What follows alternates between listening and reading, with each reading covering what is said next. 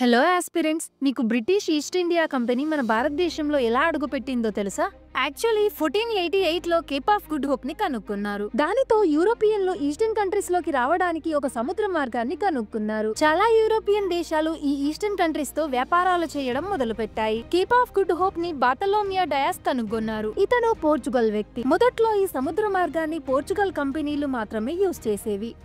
తరువాత మిగిలిన యూరోపియన్ కంపెనీలు కూడా ఈ సముద్ర మార్గం ద్వారా వ్యాపారం చేయడం మొదలుపెట్టాయి. ఈ యూరోపియన్ కంపెనీలు చేసే వ్యాపారాలు అవి చూసి బ్రిటన్ లో కొంతమంది బిజినెస్ మెన్లు కూడా 31 డిసెంబర్ 1600లో ఒక కంపెనీని స్థాపించారు. దీని పేరే governor and company of merchants of London trading with east Indies. ఈ సముద్ర మార్గం ద్వారా వాళ్ళు కంపెనీ పెట్టి ఏ విధంగా వ్యాపారం చేస్తారో, ఎంత సంపాదించగలరో ఒక పిటిషన్ ద్వారా ఎక్స్ప్లెయిన్ చేశారు. రాణి ఎలిజబెత్ కి కూడా ఇది చాలా ఇంట్రెస్టింగ్ గా అనిపించింది. వెంటనే ఆమె ఈస్ట్ ఇండియా కంపెనీకి ఒక చార్టర్ ని పాస్ చేసింది. చార్టర్ చూసి ఈ ఈస్ట్ ఇండియా కంపెనీ చాలా హ్యాపీగా ఫీల్ అయింది.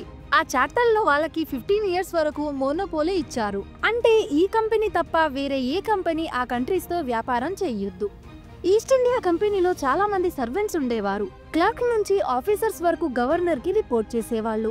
గవర్నర్ కోర్ట్ ఆఫ్ డైరెక్ట్స్ కి రిపోర్ట్ చేసేవారు. ఈ కోర్ట్ ఆఫ్ డైరెక్ట్స్ లో మొత్తం 24 మంది సభ్యులు ఉండేవారు. సో కంపెనీ రిజిస్టర్ అయిపోయింది. వ్యాపారం చేయడానికి అనుమతి కూడా లభించింది. అయినా కూడా ఇండియాలోకి రావడానికి 8 సంవత్సరాలు పట్టింది. 1600లో స్థాపించబడిన ఈస్ట్ ఇండియా కంపెనీ 1608లో ఇండియాలో అడుగుపెట్టింది. వీళ్ళకి 8 సంవత్సరాలు పట్టడానికి కారణం ఏంటంటే, ఇండియాలో వ్యాపారం చేస్తున్న ఇతర యూరోపియన్ కంపెనీలు వీళ్ళు రావడాన్ని ఒప్పుకోలేదు. వీళ్లతో గొడవలు చేసైనా ఎలాగైనా ఇండియాలో కంపెనీ స్టార్ట్ చేయాలి అనుకున్న British East India company final గా 1608లో సూరత్ లో మొదటి స్థావరాన్ని ఏర్పాటు చేసుకుంది. ఇక్కడికి వచ్చాక మరొక సవాలు ఏర్పడింది. అప్పుడు సూరత్ లో మొఘల్ సామ్రాజ్యం ఉండేది. వీళ్ళు వ్యాపారం చేసి మంచి లాభం గడించాలంటే మొఘల్ చక్రవర్తిని సంతోషపెట్టడం ముఖ్యమని అర్థం చేసుకున్నారు. ఆ సమయంలో జహాంగీర్ మొఘల్ చక్రవర్తిగా ఉన్నారు. 1603లో ఎలిజబెత్ రాణి మరణించి జేమ్స్ I కింగ్ అయ్యాడు. ఇక east India company James I తో ఇండియాలో సూరత్ లో జహాంగీర్ రూల్ చేస్తున్నాడని, ఫ్యాక్టరీలు పెట్టడానికి అనుమతి ఇవ్వట్లేదు అని, ఫ్యాక్టరీలు లేకపోతే వ్యాపారం కష్టమని చెప్పింది. దానికి రెస్పాండ్ అయిన జేమ్స్ I ఈస్ట్ ఇండియా కంపెనీతో మీరు వ్యాపారం ఎలా చేయాలి అనే దాని మీద ఫోకస్ చెయ్యండి అని, మిగిలిన విషయాలు నేను చూసుకుంటా అని చెప్పాడు. ఫ్యాక్టరీ పెట్టడానికి అనుమతి ఇప్పిస్తా అని మాట ఇచ్చాడు. 1615లో జేమ్స్ I జహాంగీర్ యొక్క దర్బార్కి థామస్ రోని తన ప్రతినిధిగా పంపారు.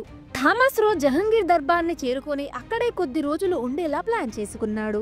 ఎలాగైనా జహాంగీర్ ను మెప్పించాలని అన్ని విధాలా ట్రై చేశాడు.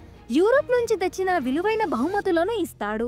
ఈ మర్యాదలకు, ఆ బహుమతులకు ఆకర్షితుడు అయిన జహాంగీర్ వారికి ఫ్యాక్టరీ పెట్టడానికి అనుమతి ఇస్తాడు. ఏమి సమస్య వచ్చినా అతనికి చెప్పమని చెప్తాడు. తర్వాత ఈస్ట్ ఇండియా కంపెనీ తన వ్యాపారాన్ని మొదలుపెట్టింది. 1619లో ఈస్ట్ ఇండియా కంపెనీ స్టార్ట్ అయ్యింది. అలాగే 1668లో మద్రాసులో, 1690లో కలకత్తాలో కూడా వాళ్ళ వ్యాపార కంపెనీలు స్టార్ట్ చేశారు.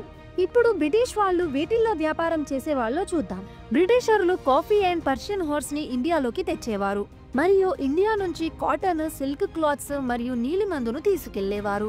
1647 దాకా వీళ్ళు 23 ఫ్యాక్టరీలను స్థాపించారు.